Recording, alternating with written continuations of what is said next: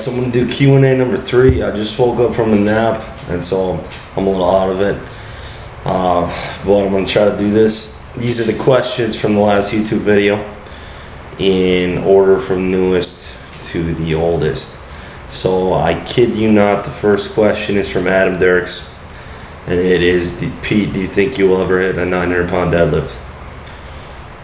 My answer to that is yes, before you. Now, if anybody knows about us, we have a bit of a friendly rivalry, but I will pull 900 pounds within the next 10 weeks. There you go. Okay, if you had to choose just one accessory exercise for the main 3 lifts, what would it be? For deadlift, 45-degree barbell back raises. For squats, Bulgarian split squats with a barbell. And then for bench, floor press. Pretty simple. Those are just the exercises I've found have probably the best carryover for me. So that's what I would pick. When's your next meet? February 20th, 7 weeks away. A USPA meet in Charleston, West Virginia. So I'm preparing for that.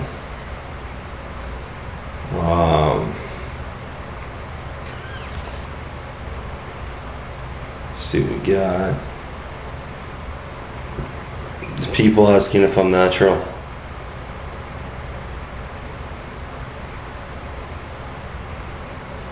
Really? Okay. But that's all I'm going to say about that. Let's see what else we got here. Will you go back to hook grip for the next meet? No. Hook grip sucks. Actually, I really have short fingers, so it makes it very tough. Highest I went with it was 700, and then it basically hurt like hell. And I was just like, no, this is not going to happen. So I don't have grip problems anymore, people. That's the other thing. The grip issue thing, it's not an issue anymore. My grip is stronger than ever. It's not a problem. I pretty much think we're past that. So mixed grip will be it for me moving forward. And you can wear wrist straps in a meet too, which helps. Not straps, wrist straps, which help keep your hand closed. So I'm not going to be placing much of an emphasis on that being a concern anymore. I'm doing the farmer walks too, which help a lot. And I do double overhand work on a lot of my exercises. Sometimes I'll train without chalk, things like that. So I'm not worried about it.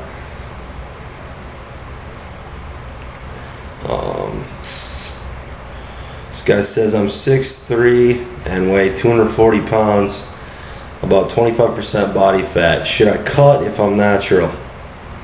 I always hear it's better to be leaner to build muscle. I only want to do powerlifting. Now, honestly, if I were 25% body fat, I would probably try to lean out some.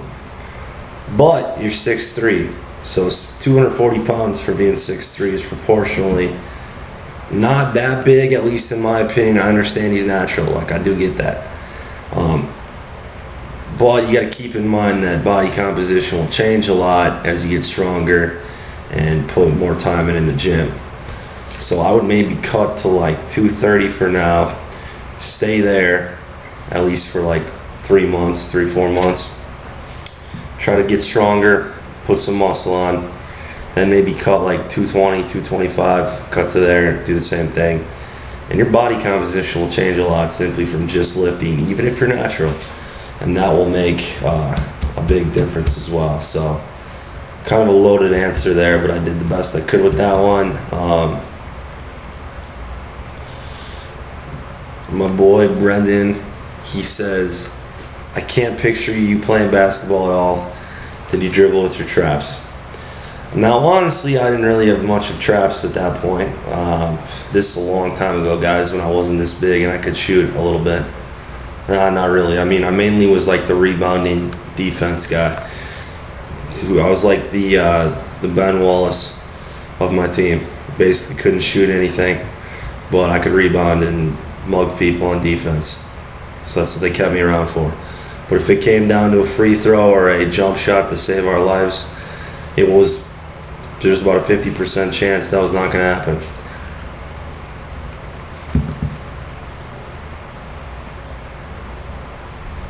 Okay.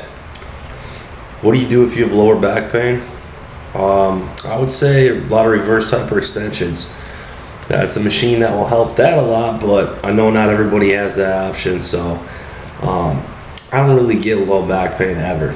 That's unfortunate there, but ice baths I feel like help. I take Epsom salt baths, things like that. As the low back gets stronger, you will get less low back pain and low back strains, at least from my experience. I used to strain my back, like strain an erector, every few months deadlifting. Now I like never injure my back, so knock on wood, cross my fingers. So keep that in mind.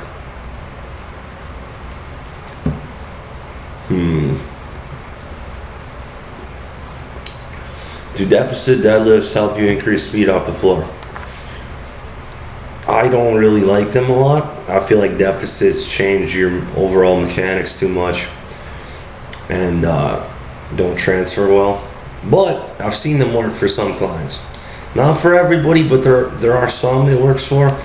I just think most people are better off doing something other than deficits, like pause deadlifts or even snatch grip deadlifts.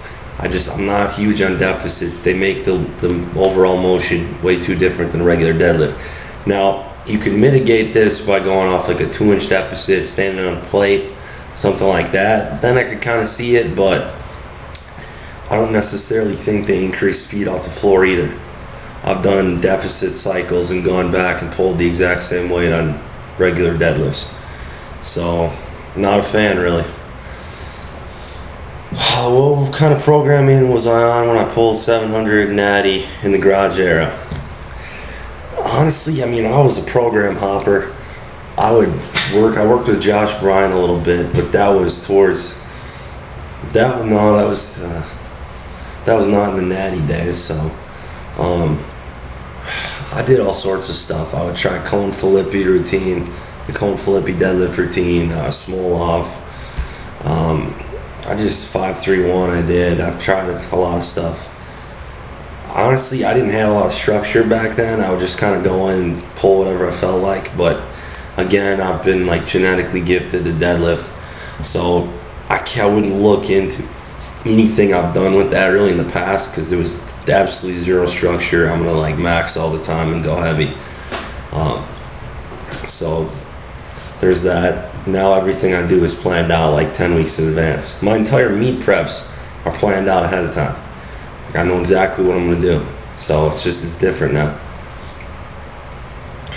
When you wear straps, do you roll them over each other or do you roll the excess strap next to the previous loop but not directly over it?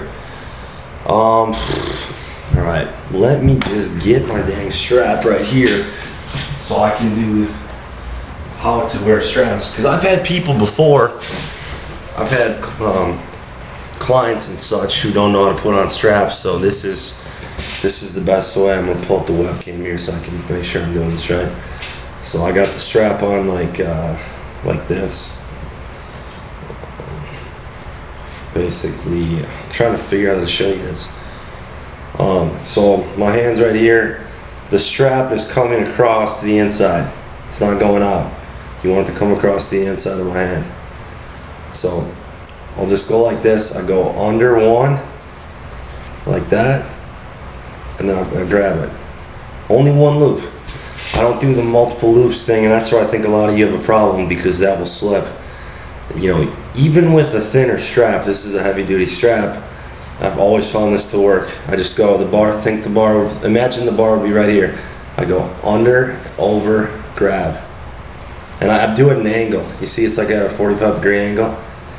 So the strap will eventually tear right here on the inside because there's a sideways pressure exerted on it. But go at an angle under one loop. Under one loop at a 45-degree angle. That's it. That's how you wear straps. They will never fail unless they break. But your grip won't fail if you do that. Don't do like 3 loops. And don't get these really thin, flimsy wraps that suck. Like, you need a good wrap.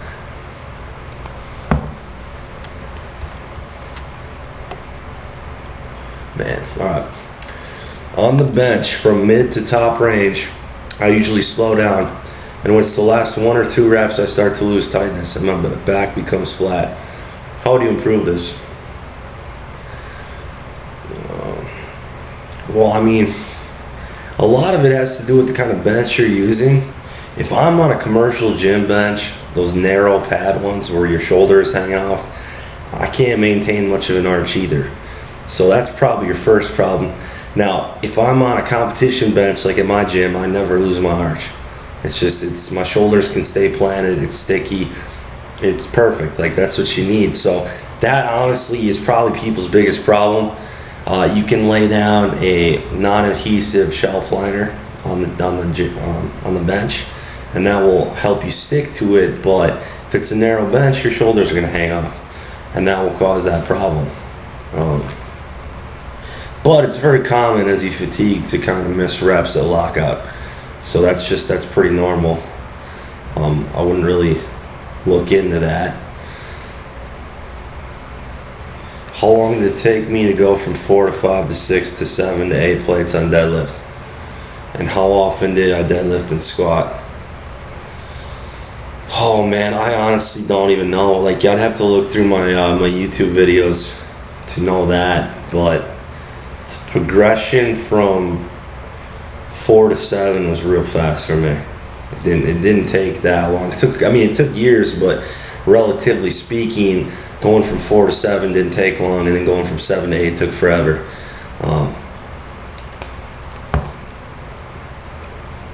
So keep that in mind as a frame of reference. Now, typically I deadlift twice a week. Squat would be like once or twice a week, but now I barely ever squat because of my hips. So now I just do split squats once a week. So deadlift twice a week, split squats once a week. Have I ever looked up hip mobility protocols such as Donnie Thompson's lower back stuff? I haven't seen that one, but I've looked at a ton of Kelly Starrett's videos, so I've used those before. On back raises, is it better set the weight down each rep or stop short of the floor? Set the weight down. I've never done it the other way, but I try to treat it like a deadlift where it's a dead stop. I think you get more out of it that way. What size knee sleeves do I wear? Large. XL is way too big. I don't have big legs. And larges they're not a struggle to get on. Like, I can pull them right on, but it's a nice enough amount of compression that I feel like it keeps me a little more stable through the knee. So this is actually a problem a client recently had. He benches with his feet tucked back, but he's going to do a meet where he has to have his feet flat. Any recommendations? I'm basically going to go with what the first guy who answered that said. He said, yeah, bench flat-footed. Now, I mean, honestly, you just got to train the way you're going to have to compete. I don't know what else to really say about that one. It's going to take time getting used to the new footing, so you should be doing that way before the meet. A client of mine says, how do you feel about good mornings? Good mornings I have liked in the past. I typically like doing them in the 7 to 10 rep range. I don't like loading them heavy because there's a very high injury potential for those. But good mornings are one of the things I used to use big time when I was going for that 700-pound deadlift. They are one of the things that got me to that. I don't do them at all anymore because I do enough deadlifting where I feel like it's not necessary. I feel like there's better exercises I can implement, but that's just they do work. They are effective. This guy's like 100 questions in one, aka you cheated. Actually, it's a girl. You cheated, but I'll answer these. How often you train knee wraps? Never. I literally hate them. Just because here's one reason. Or this isn't the one reason, but this is one reason I don't like them. When I have to go up to the bar, I don't want to have to be rushed trying to get someone to wrap me. And you can get an inconsistent wrap if it's not the same person every time. One more thing to worry about. That's my primary reason I don't like them. Among other things, they're just not comfortable, and I don't feel like it's truly like raw. So that's my whole thing there. Who are some of the deadlifters I look up to most? All right. I mean, I don't say this to sound arrogant, but it's not like that. It's like I'm kind of staying in my own lane. I don't necessarily look up to or pay attention real closely to what everybody else is doing anymore. I used to just be all over everything, watching everybody getting butthurt if anyone was beating me. But now I kind of just like do my thing, and I'm not really. I mean, I follow some people on Instagram, but it's not really. I'm not closely looking at people, or I don't know. Now, as far as the technique though on deadlifts, I did look at a lot of Bryce Lewis's and Mike Teixeira's videos when I was learning how to engage my lats. So those are people who helped me with that. Their videos at least. But that's about it really. What are my thoughts on peanut butter and Nutella in terms of their relevance as freaking delicious foods? Peanut butter is the number one thing I craved when I was doing a bodybuilding show diet for the show I did, I think 6 years ago now.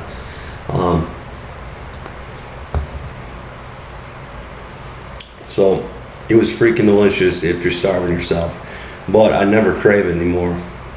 I would give it like a 7. Nutella I never had in my life. Everybody's gonna be really mad about that, but I swear, never had it. Just haven't.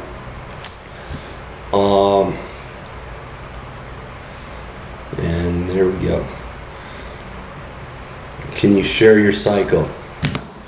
I actually don't have a bicycle anymore. It's been quite a while, but it was a Mongoose mountain bike, if I recall correctly. I could still ride it, but it bottoms out a little bit, and it's unstable with my current height. How strong do you think you would be if you stayed natty? Pretty damn strong on lower body. I think bench would always be kind of weak, but I mean not weak, but relatively to everything else. So it just obviously physique-wise would be different, things like that. Where do you see yourself in 10 years? Honestly, I would love to be doing more or less what I'm doing now, but just progressing in terms of my lifts, my business, my lifestyle, things like that. I'd like to have a family and things of that nature. I don't know where I'd be living. I do really like Tennessee currently, but I more look at things within the next year. I can't say I've put a whole lot of time into thinking where do I want to be in 10 years, and that's probably should. But I love what I do. I love my lifestyle. I love training hard and constantly trying to progress and better myself. So I hope I can continue on this, God willing, the path that I'm on.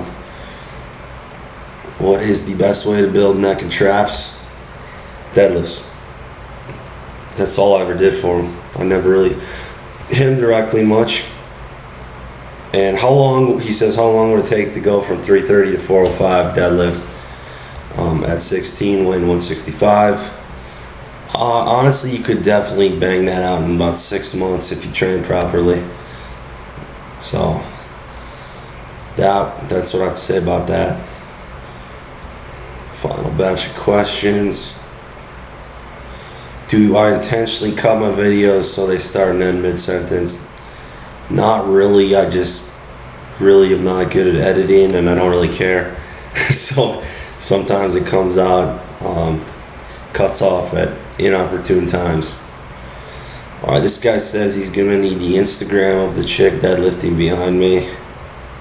Her name is Chloe Blyton on Instagram. I don't know her Instagram name exactly, but she's on Instagram.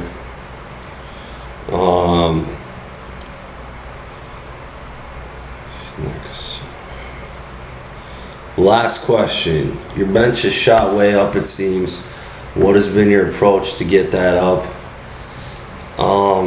I did a lot of strict pressing lately, But I'm kind of going back to my roots and going back to floor press. I think that's what's going to help it the most. We'll see at this next meet. I only PR'd by 5 pounds in a meet at my last meet, which I wasn't really happy with. I'd like to make it at least 10 to 20 pound jump on my bench at this next meet. So I'm going to rely heavily on floor presses and see where that gets me. I don't necessarily think push presses have a greater carryover than military presses. I just think that they're another way to bust through a plateau. If you've already plateaued on military press, why not just go to push press? Just another variation, and you can overload more. So that's it as far as the Q&A. This was a 20-minute one, holy cow. And if you're interested in coaching, hit me up, prstrength1@gmail.com. Link is in the description, along with my social media accounts, and I'm out.